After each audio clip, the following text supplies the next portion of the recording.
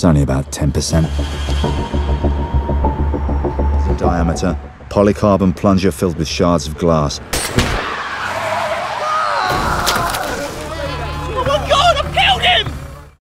Halo warga nobar yang kalau ada kecelakaan nggak ikutan menjarah barang yang berserakan. Siapa kabarnya bebuhan pian berataan? Kembali lagi bersama Mamang Tobi, sang pengangguran profesional yang kali ini akan membawakan film Accident Man 1 dan 2 yang dibintangi oleh the one and only Mamang Yuri Boyka alias Scott Adkins. Di sini Mamang Yuri Boyka, Scott Adkins akan menjadi seorang pembunuh bayaran yang selalu membuat korbannya terlihat seperti tewas karena kecelakaan. Dan yang pasti aksinya sangat brutal dan memacu adrenalin kita semua. So, tanpa berlama-lama lagi, siapkan mata, telinga, dan anu-anuan kalian semua. Mari kita nobar dan inilah Accident Man.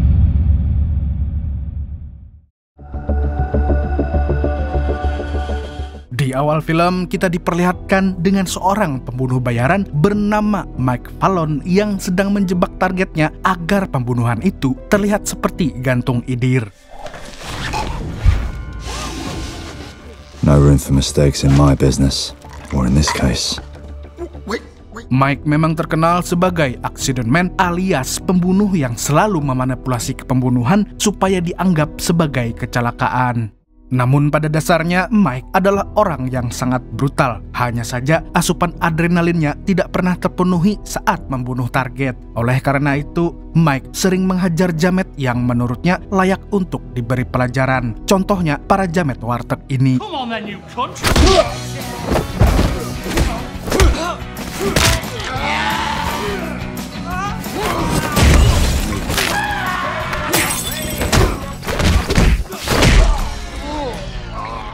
Setelah puas membrutal, Mike kemudian mengunjungi sebuah bar yang dikelola oleh Big Ray. Dia adalah mantan pembunuh bayaran legend sekaligus ayah angkat yang melatih Mike sejak kecil. Dan sekarang dia lebih fokus mengurus bar dan juga agensi pembunuh yang dia bangun sendiri. Dalam agensinya, dia memiliki banyak peraturan yang sangat ketat. Dia juga memiliki banyak pembunuh selain Mike. Pertama, ada Cliff si brutal atau biasa dipanggil Paijo. Dia biasa membunuh target dengan kapak atau senjata besar lainnya.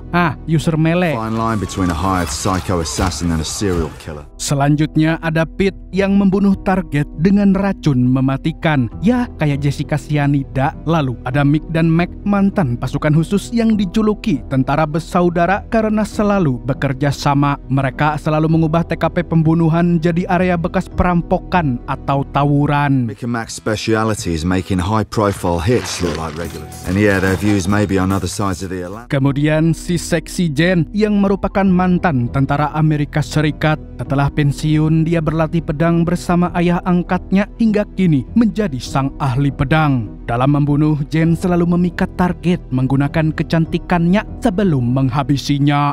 If that's true, then that is a shitload of cocksucker swordswoman and a right nasty bitch. Woman scorned. Terakhir ada Fred si jenius yang membunuh para targetnya dengan alat-alat hasil modifikasi seperti microwave yang diubah menjadi bom. Dan dia juga pernah membunuh belasan pemain bola dengan gas beracun. New and inventive methods of killing people. He came up with an ingenious way to take out an entire foot. Kembali kepada Mike, dia menghabiskan waktu di bar dengan berbincang bersama teman-teman brutalnya. Di sini beberapa temannya menyinggung tentang kisah percintaan Mike yang selalu kandas seperti saya. Big Ray lalu mengatakan kalau wanita akan membuat mereka menjadi lemah karena mereka bisa mempengaruhi kinerja saat membunuh. Benar juga sih. Big Ray lalu berkata bahwa ada 3 hal yang tidak boleh dilakukan oleh pembunuh bayarin. Di antaranya adalah dilarang marah, dilarang terlibat dengan masalah sepele, dan jangan pernah tertangkap saat membunuh. Always remember the 3 golden rules. Saat mereka sedang mengobrol, tiba-tiba ada seorang bapak-bapak yang ikut nimbrung. Dia adalah Milton, yang ternyata memiliki nama asli Samidi. Dia lahir di Nganjuk, tetapi dibesarkan di London. Dia adalah orang yang menjaga identitas klien sekaligus menjadi perantara bagi kedua belah pihak. Tidak hanya itu, Samidi juga bertanggung jawab untuk membagi penghasilan untuk para pembunuh bayarin. Maka dari itu, Big Ray melarang siapapun untuk melukai Samidi karena dia adalah satu-satunya orang yang dapat dipercaya. Amanah lah ceritanya. But house rules dictate that no one can touch him.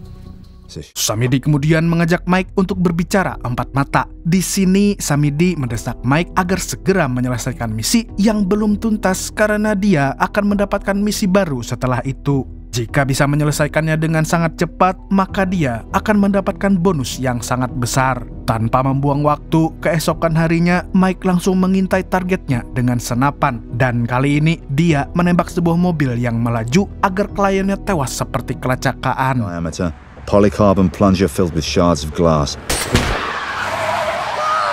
And the burst tire was responsible because of the broken glass in the road. Setelah membunuh, Mike pulang ke rumah untuk berolahraga. Namun tiba-tiba dia teringat mantan kekasihnya yang bernama Beth. Dia putus dengannya karena Beth ternyata suka dengan sesama jenis. Saat Mike sedang melamun, dia mendapatkan pesan suara dari Samidi yang mengatakan kalau dia tidak bisa mengantarkan bayaran untuk Mike. Jadi, Mike harus mengambilnya sendiri.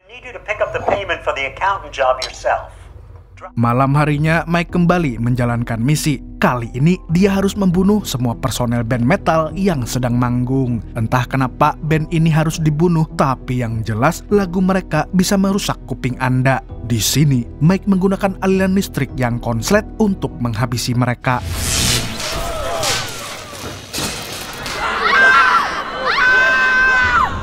Selanjutnya, Mike pergi ke sebuah bar bernama Oasis untuk mengambil uang bayarannya. Akan tetapi, dia tiba-tiba diserang oleh pria tak dikenal. Mike pun terpancing untuk baku hantam saat itu juga.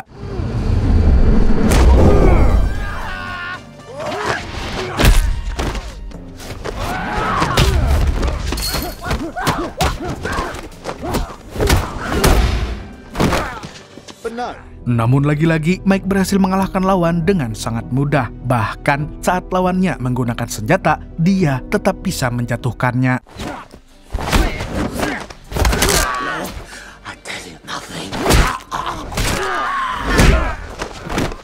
Sesudah menghabisi orang itu, Mike langsung menghubungi si Samidi. Mike sangat curiga kalau kliennya sengaja mengirim pembunuh lain untuk menghabisinya. Padahal dia telah menyelesaikan misi dengan baik. Samidi pun berjanji bahwa dia akan menyelidiki kasus ini. Sebelum pergi dari sana, seperti biasanya, Mike memanipulasi TKP agar terlihat seperti kecelakaan. Lost control of his bike and broke his little neck.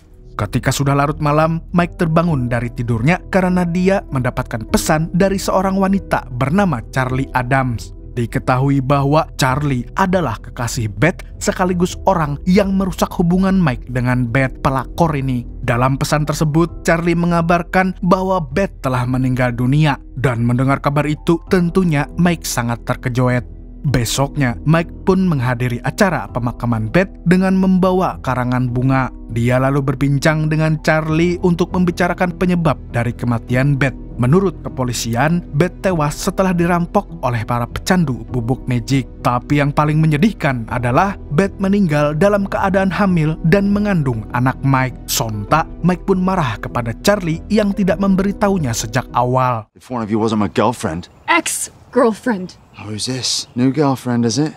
Didn't waste much time. Sepulangnya dari pemakaman, Mike melihat berita di televisi yang mengatakan bahwa pelaku pembunuhan Beth telah ditemukan tewas. Namun, Mike dari awal memang mencium sesuatu yang mencurigakan. Alhasil, dia pun memutuskan untuk menyelidikinya secara langsung di lokasi pembunuhan. Di sana, Mike membayangkan setiap kemungkinan yang dilakukan pelaku kepada mantan kekasihnya. Dan pada akhirnya, dia menyimpulkan bahwa pelaku yang sebenarnya adalah Mick dan Mark karena metode yang digunakan sangat mudah ditebak. Penful might be used to treat phobias, but in my line of work, hair and skin samples from a couple of recently OD'd smackheads. Tanpa berlama-lama lagi, dia pun segera menemui si tentara bersaudara itu. Mike lalu menanyakan kenapa mereka tega membunuh Beth. Mick pun menjawab kalau dia hanya melakukan tugas dari klien. Lagi pula, Beth sudah tidak memiliki hubungan apapun dengan Mike. Berbeda dengan Mick yang berbicara baik-baik, Mark justru terkesan merendahkan Beth. Alhasil, Mike semakin emosi dan langsung menghajar mereka berdua.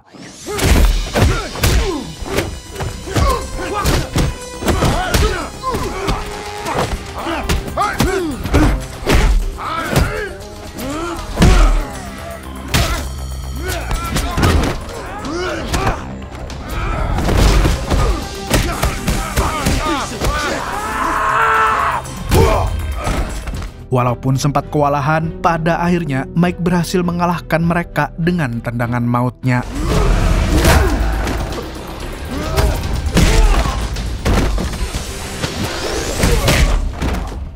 Karena sudah kalah, Mick pun berusaha menenangkan Mike dan bertanya kenapa dia masih peduli kepada Beth. Mike lalu menjawab kalau Beth sedang mengandung anaknya. Mendengar itu, Mick pun terkejoet karena dia tidak tahu tentang hal tersebut. Dia hanya menjalankan misi dari klien yang dititipkan kepada Samidi. Mick sendiri tidak tahu siapa klien yang menyewa jasanya. Dan untuk mencarinya, maka Mike harus menemui Samidi terlebih dahulu. Tapi sebelum itu, dia sempat berpesan agar Mick dan Mark menjauh dari hidupnya. Right. Stay the fuck away from me.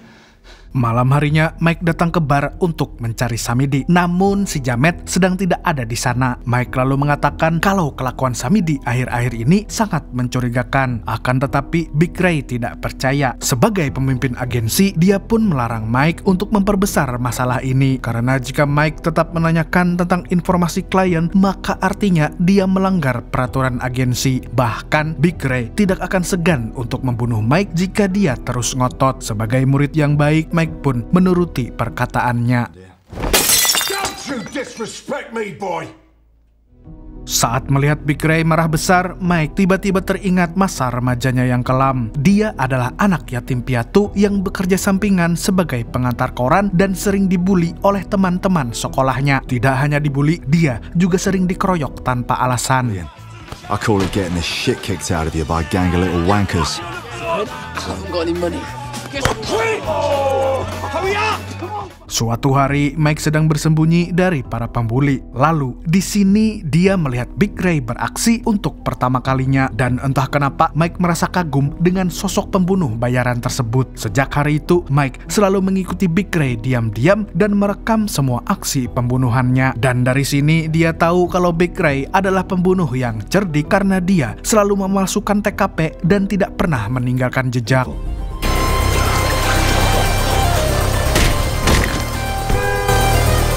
Hingga akhirnya Mike memberanikan diri untuk menemui Big Ray secara langsung. Dia juga menunjukkan semua rekamannya yang membuat pembunuh itu menjadi was-was. Namun, Mike hanya ingin meminta bantuannya agar tidak dibully lagi oleh para jamet. Tapi bukannya dibantu, Big Ray malah berniat untuk membunuhnya. Mike pun refleks memukul kepalanya dengan piring hingga membuat Big Ray marah besar.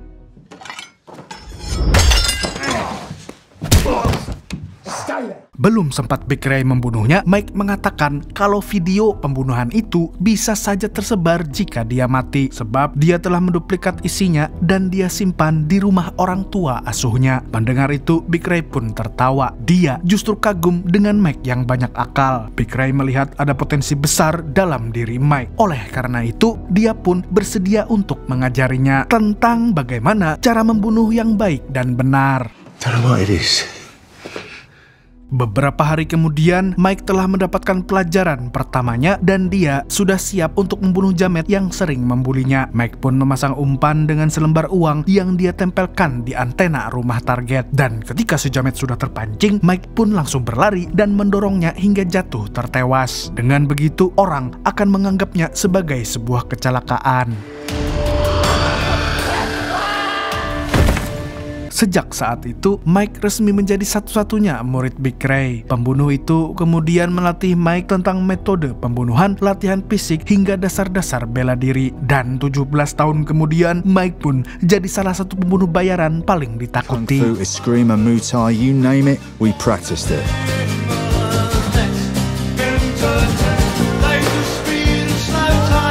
that's for sure. But iron sharpens iron. Rules. Never get angry. Kembali lagi ke masa kini, di mana Mike akhirnya nekat melanggar aturan Big Ray demi menemukan informasi klien yang menyewa tentara bersaudara untuk membunuh Beth. Dia lalu mengunjungi rumah Charlie untuk menanyakan sesuatu kepadanya. Dia berpikir bahwa Charlie mengetahui rahasia di balik pembunuhan Beth, atau setidaknya tahu siapa yang tidak suka dengan mantan kekasihnya itu. Tapi lagi-lagi Mike dan Charlie berdebat tentang sesuatu yang tidak penting. Di saat mereka adu bacot, tiba-tiba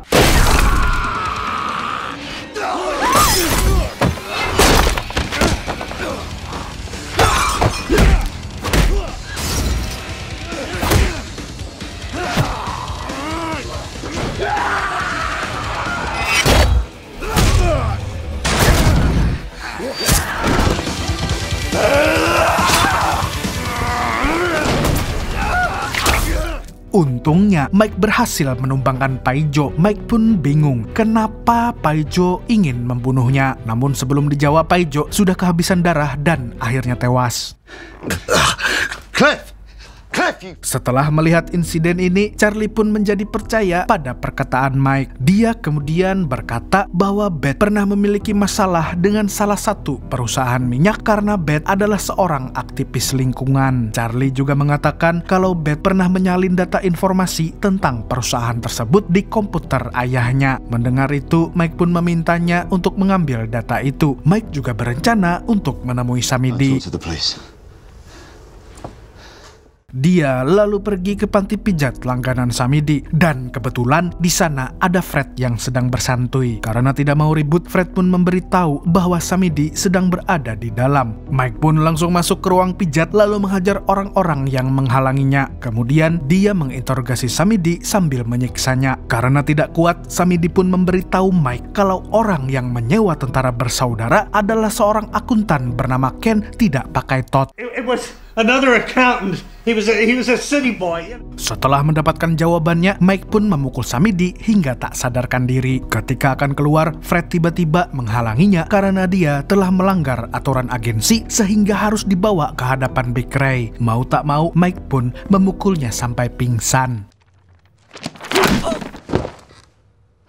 Tidak berselang lama, Mike mendapat telepon dari Charlie yang baru saja menemukan sebuah informasi. Mereka berdua pun janjian untuk bertemu di suatu tempat. Di lain pihak, Big Ray marah besar ketika Samidi memberitahu kelakuan Mike. Selain itu, dia juga sangat kecewa karena Mike telah menghabisi si Paijo. Dengan berat hati, Big Ray pun harus patuh dengan peraturan yang dia buat sendiri, di mana setiap orang yang melanggar harus dibunuh. Oleh karena itu, Big Ray menyuruh semua anggota agensi untuk membunuh Mike secepat mungkin. No fucking kill him. End of brief.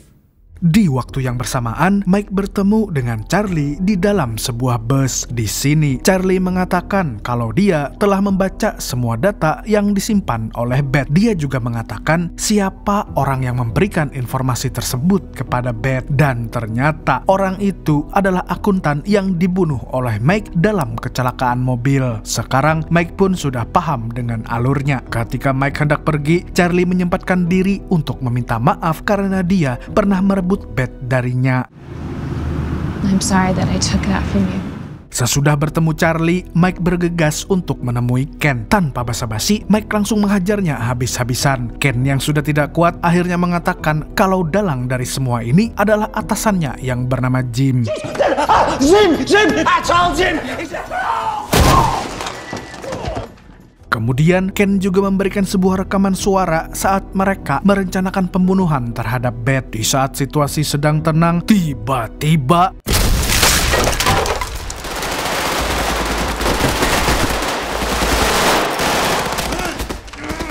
Mick dan Mike pun berhasil membunuh Ken tidak pakai tot. Namun mereka tentunya kesulitan saat menghadapi kebrutalan Mike. Walaupun bersenjata lengkap, mereka tetap kalah dari Mike yang hanya mengandalkan tangan kosong.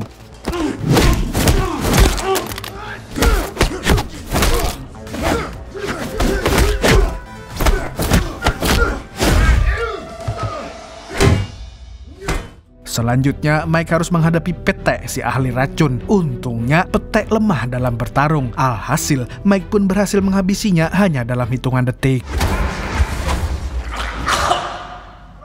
Tak berselang lama, Fred juga mendatangi Mike. Tapi Mike tahu kalau Fred hanya menjalankan tugas dari Big Ray. Dia tidak berniat untuk membunuhnya. Oleh karena itu, Mike pun hanya memukulnya hingga pingsan. Sebelum pergi ke rumah Zim, Mike sempat mengambil alat penemuan milik Fred yang berbentuk kotak plester dengan tulisan nama pemeran film ini, yaitu Atkins, karena siapa tahu alat itu dapat berguna nantinya. Singkat cerita, Mike pun tiba di kediaman Zim. Sialnya, Big Ray telah menugaskan Jen untuk menjaganya. Jadi mau tak mau, Mike pun harus menghadapinya terlebih dahulu.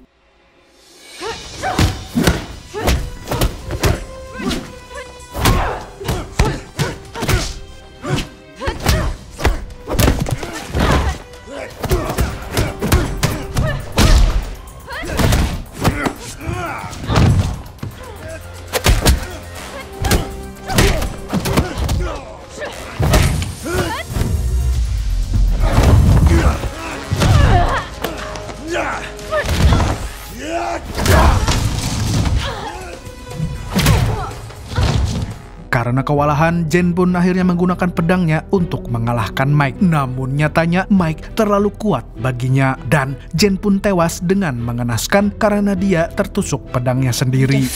Kill you.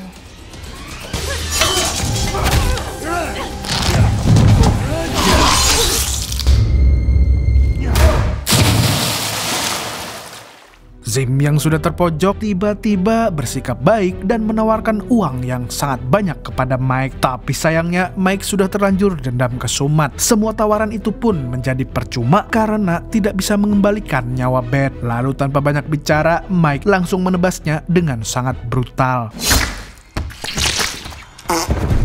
Selanjutnya giliran Big Ray dan Samidi yang didatangi oleh Mike, dan di sini Mike tidak mau terburu-buru. Dia pun duduk santuy di depan mereka, kemudian melemparkan rekaman suara yang diambil dari kantor Ken. Dalam rekaman itu, Samidi menyetujui syarat dari Zim untuk membunuh Mike jika pekerjaannya telah selesai. Mendengar hal itu, Big Ray pun sangat marah dan langsung menghajar Samidi sebab dia tidak akan pernah setuju dengan syarat semacam itu.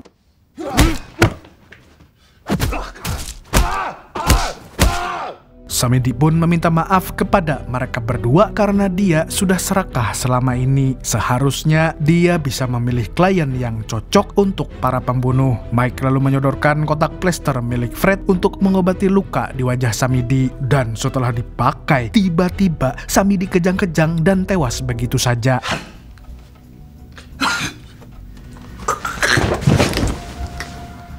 Melihat orang kepercayaannya tewas, Big Ray lalu menodongkan senjata ke arah Mike. Akan tetapi, dia tidak sanggup membunuh anaknya sendiri. Meskipun begitu, Big Ray juga tidak bisa memaafkan Mike begitu saja. Dia pun mengusirnya dari bar dan tidak ingin melihatnya lagi. Oh, too fucking right you have.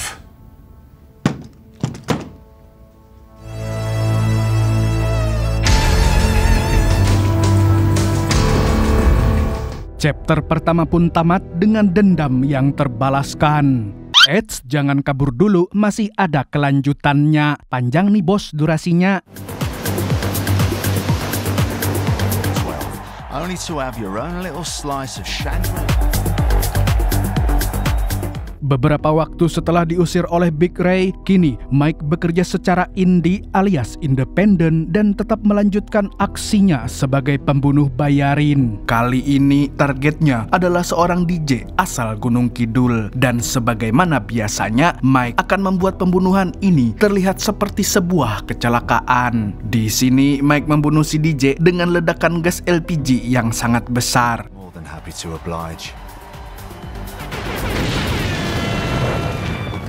Setelah menyelesaikan misi, Mike pun langsung pulang ke apartemen mewahnya dengan menaiki motor Triumph yang harganya sangat mahal. Jangan heran kalau si Mike bisa sukses dalam waktu singkat, karena dia memang orang yang selalu bekerja keras dalam hal bunuh-membunuh. Awalnya dia datang ke Gunung Kidul hanya untuk berlibur semata, tapi ternyata dia malah semakin sering mendapatkan job dengan bayaran tinggi. Karena penghasilannya banyak, dia akhirnya memutuskan untuk menetap di kabupaten tersebut. tersebut. Singkatnya, Mike pun tiba di apartemennya. Dia lalu mengecek transferan dari para klien dan dia sangat kegirangan saat melihat jumlah angkanya. Namun tiba-tiba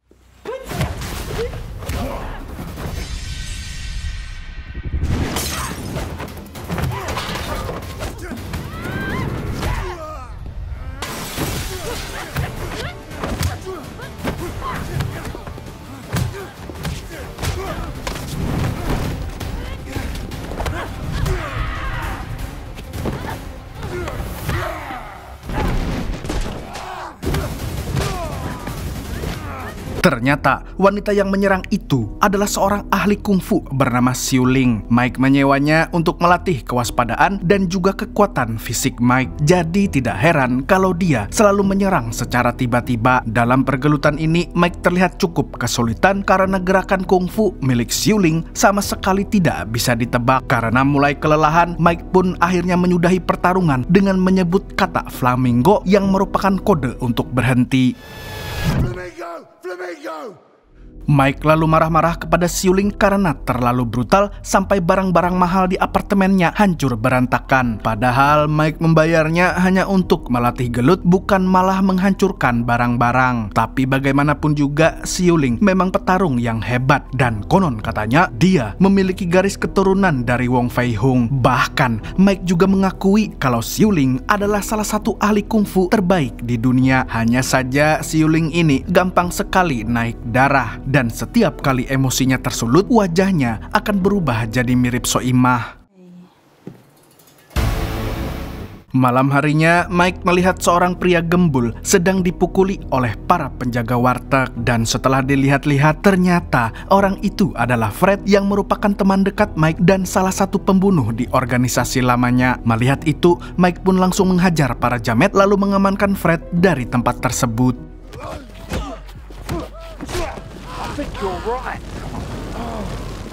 Mike lalu bertanya kenapa Fred bisa berada di Gunung Kidul padahal dia masih anggota aktif dari organisasi lamanya. Mike curiga kalau Fred dikirim oleh Big Ray untuk membunuhnya. Tapi nyatanya organisasi Big Ray sudah bangkrut karena tidak ada yang menyewa jasanya lagi. So Big Ray must be fuming then, yeah? Well, you could say that. Sedangkan tujuan Fred yang sebenarnya adalah untuk mencari pacarnya yang selama ini hanya mengobrol lewat WA gratisan. Tapi sayangnya Fred tidak diberi alamat yang spesifik sehingga dia selalu nyasar dari kemarin. Mendengar itu, Mike pun mengatakan kalau Fred telah ditipu. Apalagi Fred sudah mengirimkan uang kepada wanita tersebut. Walah, halah. Love works, right? It's a scam, mate. Bleeding scam, you dope. Tell me you didn't give her any, please. Karena kasihan, Mike akhirnya mengajak Fred untuk menginap di apartemennya. Tapi setibanya di sana, tiba-tiba Xiu Ling muncul lagi untuk melatih ketangkasan Mike. Fred yang tidak tahu apa-apa pun berusaha menolong Mike. Namun sayangnya, dia langsung tumbang dengan satu pukulan saja.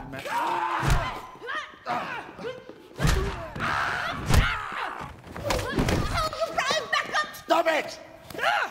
Setelah bergelut ria, Mike langsung menjelaskan kejanggalan ini kepada Fred sekaligus memperkenalkan Xiu Ling kepadanya. Kemudian Xiu Ling pun meminta maaf karena sempat menonjok Fred. Sorry about your face, Fred. Mike lalu meminta Fred untuk beristirahat karena dia akan menyiapkan alat untuk membunuh target berikutnya. Mendengar itu, Fred pun ingin membantunya karena dia tidak mau numpang secara gratis. Dan keesokan harinya mereka langsung beraksi untuk membunuh target. Kali ini targetnya adalah kakek-kakek yang sudah bau tanah. Dia tidak pernah keluar dari rumahnya yang memiliki tingkat keamanan sangat tinggi. Jadi mau tak mau mereka harus membunuh dari kejauhan. Oleh karena itu, Mike dan Fred pun memenggal kepala si kakek dengan rolling door otomatis. Cara ini boleh digunakan untuk membalas mantan Anda yang jamet itu. Let's see if this works. Did you see the way his head bounced along? Sejak hari itu, Mike dan Fred memutuskan untuk bekerja sama lagi. Mike bisa memanfaatkan kemampuan Fred dalam membuat alat pembunuhan yang canggih, sedangkan Fred bisa mendapatkan perlindungan dari Mike yang sangat ahli dalam baku hantam. Berkat kerjasama yang epik, mereka berdua mendapatkan orderan yang cukup banyak dan resmi menjadi pembunuh bayaran paling laris di Gunung Kidul. Para klien juga sangat suka dengan cara mereka yang unik dan tidak pernah meninggalkan jejak pembunuhan. Life was turning out to be pretty sweet. You're always up for the crack. Saking gacornya orderan yang masuk, mereka berdua akhirnya bisa membuat sebuah markas dan laboratorium untuk mempersiapkan pembunuhan mereka. Di tempat ini, mereka juga bisa bereksperimen dengan alat-alat buatan Fred tanpa mengganggu tetangga sebelah.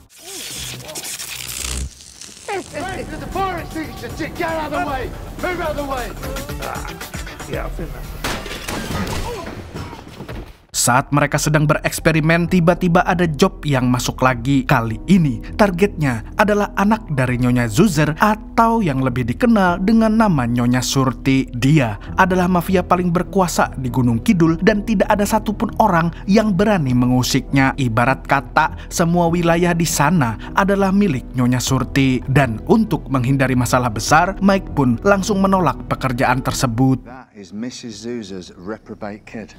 Absolutely, get rid of it.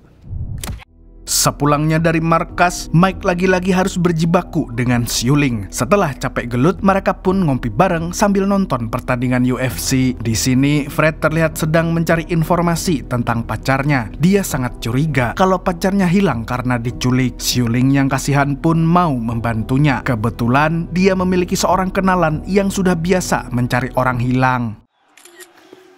I will help if I can, Fred. Beberapa hari kemudian, Mike dan Fred kembali beraksi. Kali ini target mereka adalah mas-mas ganteng yang baru saja pulang kerja. Pertama-tama, Fred mengganggunya dengan telepon iseng agar dia lengah dan tidak waspada dengan sekitarnya. Setelah itu, Mike langsung menjatuhkan bak mandi tepat di atas kepala target. Namun tak berselang lama, tiba-tiba mereka berdua disetrum oleh orang tak dikenal. Mereka lalu dibawa ke sebuah tempat dengan kondisi tubuh yang diikat ke kursi. Di tempat itu ada seorang jamet bernama Armando yang biasa dikenal dengan nama Junet, dan dia adalah tangan kanan Nyonya Surti. Lalu tanpa banyak basa-basi, dia langsung menyiksa Mike. Dan rupanya dia curiga kalau Mike adalah orang yang telah melukai anak Nyonya Surti. Go, mate, that's it. Tak lama kemudian, Nyonya Surti muncul bersama para ajudannya. Dia lalu mengatakan kalau Mike dan Fred telah masuk ke jebakan Batman, sebab target yang baru saja mereka bunuh adalah umpan agar Nyonya Surti bisa menangkap mereka. Di sini, mafia itu juga memperlihatkan anaknya yang bernama Dante, tapi karena dia juga nggak kalah nyebelin sama Samidi tua di film pertama, jadi kita panggil saja dia Samidi juga. Jadi, beberapa hari yang lalu, dia hampir terbunuh saat nyebat Jisamsu di sebuah gang kecil. Kalau dilihat dari CCTV-nya, percobaan pembunuhan ini menggunakan metode yang mirip dengan Mike, di mana si pembunuh ingin memanipulasi kematian Samidi menjadi kecelakaan biasa. Hanya saja si pembunuh gagal melakukannya karena ajudan Samidi bergerak lebih cepat. The karaoke bar every 12 rest of his eroding innards. Mendengar itu, Fred pun meyakinkan Nyonya Surti bahwa dia dan Mike bukanlah pembunuh pelakunya. Mereka berdua memang pernah ditawari untuk membunuh Samidi, tapi akhirnya menolak karena tidak mau ada masalah. Setelah mendengar penjelasan Fred, Nyonya Surti pun percaya kepadanya. Akan tetapi, dia tidak akan melepaskan mereka begitu saja. Dia ingin memberi misi kepada Mike untuk melindungi Samidi dari pembunuh bayaran lainnya. Dan jika Mike menolak, maka Junet akan membunuh Fred saat itu juga. Dan sebagai teman yang baik, Mike pun terpaksa menerima misi tersebut. Fine, I'll do it. Setelah itu, Mike dibuang di tengah jalan, sementara Fred akan disandra di markas Nyonya Surti. Sebelum melaksanakan misinya, Mike sempat mampir ke sebuah warteg karena dia tiba-tiba ngidam kopi ireng. Namun, di sana dia bertemu dengan mentor sekaligus ayah angkatnya yang tidak lain tidak bukan adalah Big Ray. Dia bisa tahu keberadaan Mike karena Fred sempat mengirimkan surat kepadanya. Dan di sini, Big Ray kembali mengungkit masa lalu di mana Mike membantai hampir semua pembunuh di organisasinya. Alhasil, Big Ray pun rungkat dan sekarang hidup kismin dan menggembel. Dia juga mengaku kalau dia adalah orang yang hampir membunuh Samidi. Mike pun sangat terkejoet karena mentornya gagal dalam misi tersebut, padahal dulunya dia adalah accident man terbaik di dunia. Nah, mungkin karena sudah tuir nih Pak. Big Ray kemudian memberitahu Mike bahwa pembunuh yang mengincar Samidi bukan hanya dia. Ada banyak pembunuh yang ikut dalam sayembara ini karena bayarannya yang sangat besar dan cukup untuk menghidupi 7 keturunan. Meski begitu, Mike membujuk ayah angkatnya untuk menghentikan misi ini karena apabila dilanjut maka Fred akan dibunuh oleh Nyonya Surti. Namun Big Ray terlihat tidak peduli. Dia akan tetap membunuh Samidi karena tidak mau menggembel terus-terusan. Big Ray lalu bersiap untuk menuntaskan misinya. Dia sudah tahu di mana Samidi berada karena jamet itu telah dipasangi sebuah alat pelacak, dan seketika itu Mike pun buru-buru pergi untuk melindungi si jamet. He's only got a fucking tracking device on him. Sesampainya di tempat Samidi, Mike langsung meyakinkan semua ajudan si jamet untuk melepaskan alat pelacak yang ada di jam tangannya. Tapi karena Samidi menolak, akhirnya para ajudan ini melepaskannya dengan paksa agar si jamet bisa selamat. Tapi bodohnya Samidi malah memungut kembali jam tangannya lalu menelannya begitu saja. Di saat yang sama, tiba-tiba mereka kedatangan tamu tak diundang. Dan ternyata tamu itu adalah Freya si malaikat maut. Dia adalah pembunuh bayaran yang memiliki latar belakang militer dan terkenal dengan keahliannya dalam tembak-menembak. Hal ini pun terbukti saat dia membantai semua ajudan Samidi.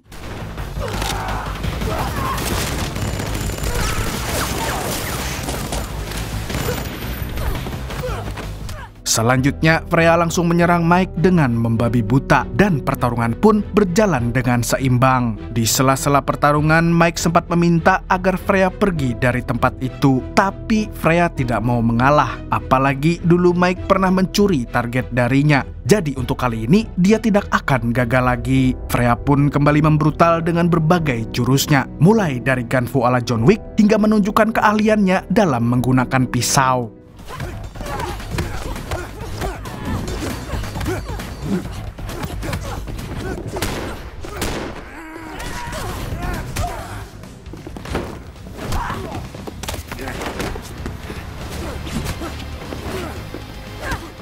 Di saat mereka berjibaku, Samidi tidak sengaja menjatuhkan sesuatu sampai akhirnya dia ketahuan oleh Freya, dan tentunya pembunuh itu langsung memburu Samidi. Mike pun tidak tinggal diam dan dia berusaha mengganggu Freya agar fokusnya terpecah.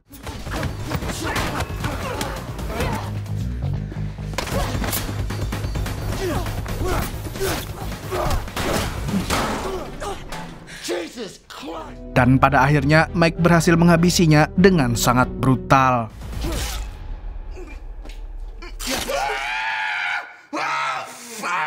Kemudian Mike menerima telepon dari Nyonya Surti yang menyuruhnya untuk segera mengamankan Samidi dan mengantarkannya ke markas. Tapi masalahnya bocah idiot itu telah menelan jam yang ada pelacaknya. Jadi sudah pasti para pembunuh akan selalu mengetahui lokasinya. Di sisi lain, Nyonya Surti tidak mau tahu. Bagaimanapun caranya, Samidi harus aman dari semua pembunuh bayaran. Bring him back to me in one piece. Mike lalu menyeret Samidi ke sebuah apotek untuk dijejali obat yang bisa mempercepat pencernaan sehingga si jamet bisa cepat ngising dan mengeluarkan alat pelacaknya. Shut up. Take me to my mama. Take me. In one end out the other, eh, mate? Selanjutnya, Mike ingin mencari tempat persembunyian yang aman. Namun tiba-tiba dia diserang oleh pembunuh bayarin lagi. Kali ini yang menghadangnya adalah Yendi, pembunuh bayaran asal Ghana yang dijuluki sebagai vampir haus darah karena selalu meminum darah milik korbannya. Tidak hanya itu, dia juga bisa menebak apa golongan darah yang dia minum. Tanpa banyak basa-basi, manusia membagongkan ini pun langsung mengayunkan kapaknya ke leher Samidi. Tapi untungnya Mike bergerak cepat dan bisa melindungi jamet tersebut. Dan duel panas pun tidak dapat terelakkan lagi.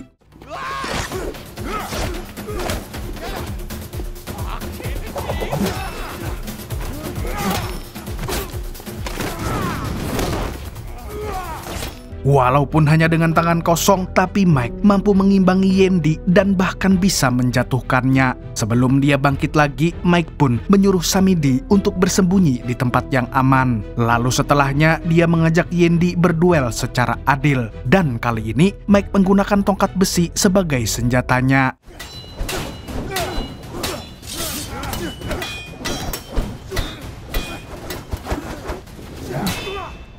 Mike di sini bertarung dengan sangat baik, di mana dia bisa membuat Yendi kewalahan. Lalu di akhir duel, Mike berhasil merebut pedang milik Yendi, kemudian menebaskannya ke leher pembunuh tersebut.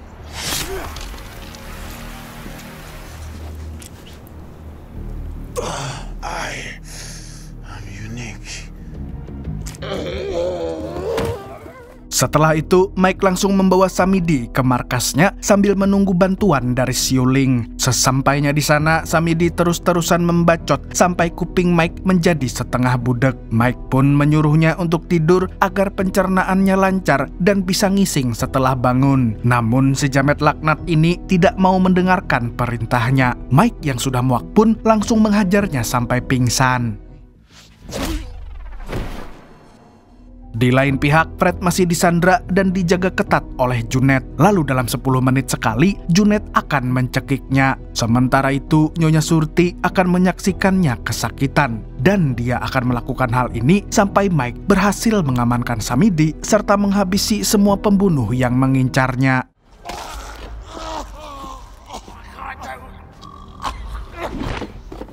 You better pray that he does, my little friend. Di waktu yang sama, Mike kedatangan pembunuh bayaran di markasnya, tapi ternyata yang datang adalah Xiuling.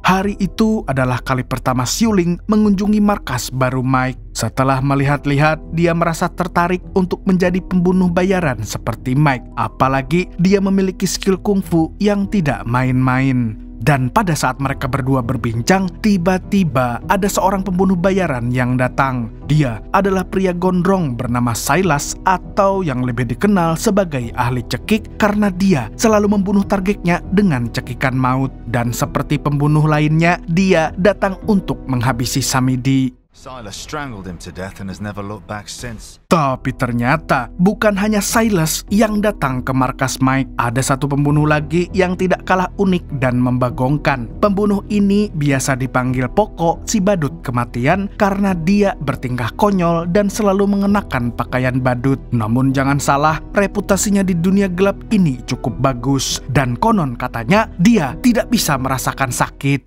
It's Poco, Poco the clown, dee-dum. So now there's a clown? Don't like clowns, fella. Di sini, Silas merasa terganggu dengan tingkah Poko yang konyol. Dia pun mengusirnya dari tempat tersebut. Tapi Poko tidak pasrah begitu saja. Dia langsung menghantam kepala Silas hingga pingsan. Dan setelah itu, dia pun menyerang Mike dengan palu gadanya.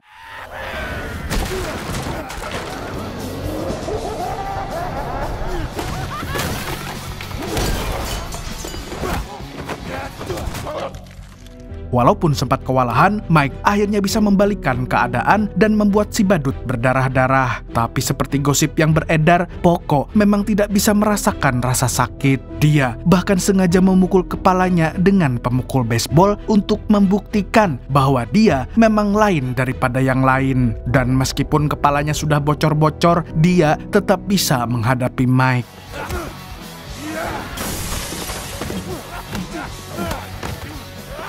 Di waktu yang sama, Silas terbangun dari pingsannya dan langsung berbaku hantam dengan Xiuling. Dia sangat tidak tahu kalau yang sedang dia hadapi adalah keturunan Mbah Wong Fei Hung.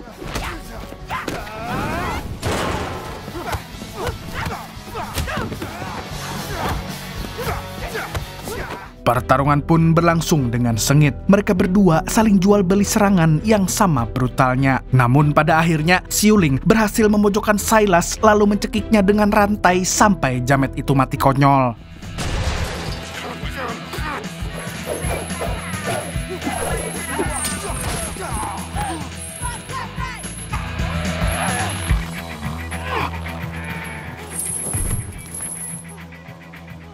Sementara itu, Mike justru masih belum bisa mengalahkan Poco. Entah bagaimana, badut brutal ini sangat sulit untuk dibunuh. Padahal, Mike sudah melakukan banyak cara. Mulai dari menusuknya dengan gerinda, mematahkan tangannya, hingga menyetrum tubuhnya. Tapi semua cara itu gagal total. Sampai akhirnya, Mike menggunakan barbel milik Fred yang sudah dimodifikasi. Dan untungnya, kali ini dia berhasil membuat Poco menjadi badut geprek.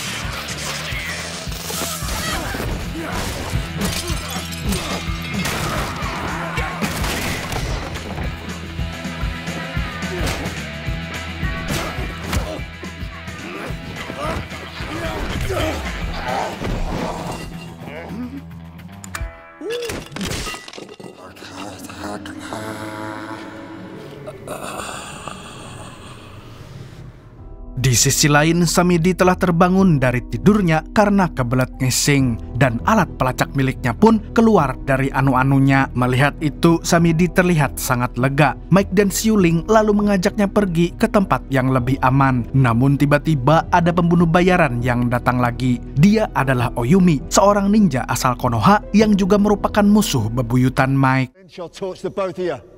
Why would you do that? Bisa dibilang Oyumi adalah pembunuh yang serba bisa. Dia ahli dalam menggunakan pedang, menguasai ilmu karate, dan tentunya sangat lincah. Selain itu, Oyumi juga memiliki prinsip yang selalu dia jaga, di mana dia tidak akan membunuh target dengan cara yang licik. Oleh karenanya, dia mengajak Mike untuk berduel 1 lawan 1, dan pemenangnya boleh membawa Samidi. Tapi di sini Xiuling terlalu bersemangat. Dia ingin menjadi orang pertama yang melawan Oyumi, dan tidak disangka-sangka Oyumi berhasil membuatnya pingsan hanya dengan 1 tendangan saja. Tanpa membuang waktu lagi, Oyumi langsung berbaku hantam dengan Mike. Jika dilihat dari skillnya, Oyumi memang sedikit lebih unggul. Dan benar saja, Mike terlihat sangat kesulitan.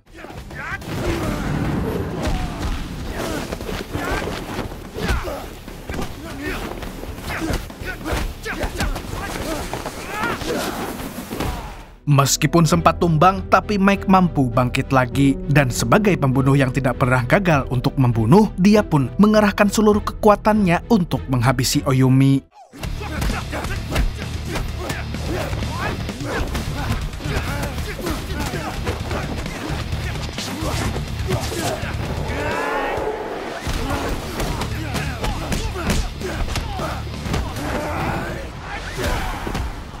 Oyumi akhirnya kewalahan saat menghadapi kekuatan asli Mike. Bahkan, dia berani melanggar prinsipnya dengan bermain curang. Dia lantas mengambil pedangnya dan mau menebas Mike. Tapi tiba-tiba... Dan ternyata orang yang menembak Oyumi adalah Big Ray. Dia kemudian mendatangi Samidi untuk dibunuh saat itu juga. Namun Mike berusaha menghentikan Big Ray. Dia bahkan meminta maaf karena telah membuatnya menjadi rungkat. Karena kalau Samidi mati, maka Nyonya Surti pasti akan membunuh Fred. We're killers, son. That's the way it has to be. That's what it takes. You need family. You need people that give a shit about you. You're not gonna shoot me, right? Di sini, Big Ray pun akhirnya luluh dan tidak jadi menghabisi si Jamet. Mereka berdua lalu mengantarkan si Jamet kepada Nyonya Surti. Tapi sebelum itu, Mike menyuruh Samidi untuk mengganti bajunya yang bau tai-tai dengan jas milik Fred. Setelahnya, dia dan Big Ray langsung melakukan pertukaran dengan Nyonya Surti. We feared the worst after we lost the signal. Well, Mama! Zito! Look at the fucking state of me! Setelah melakukan pertukaran, Nyonya Surti menyuruh Mike dan Fred untuk angkat kaki dari Gunung Kidul dan jangan pernah datang lagi. Mereka berdua lalu menghampiri Big Ray yang sudah menunggu di mobil. Dia kemudian mengeluarkan remote control milik Fred yang terhubung dengan jas yang digunakan oleh Samidi. Dan ternyata jas itu sudah dipasangi bom sebelumnya. Tanpa berlama-lama, Big Ray langsung meledakkannya dan Nyonya Surti CS pun ikut hangus bersama Samidi.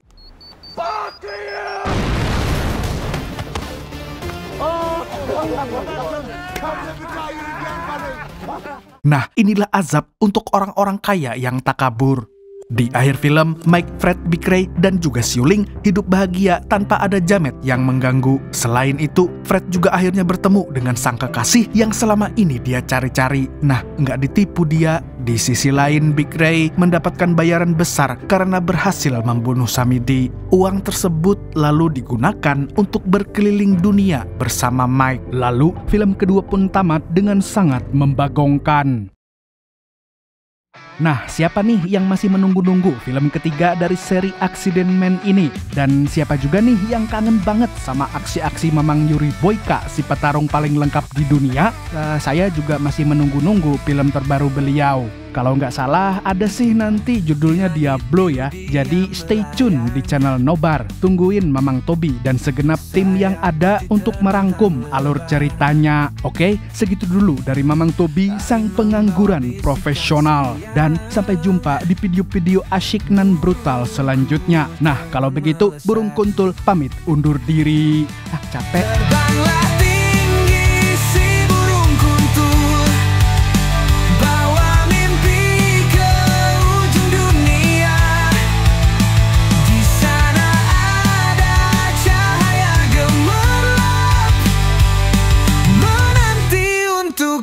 Jelajah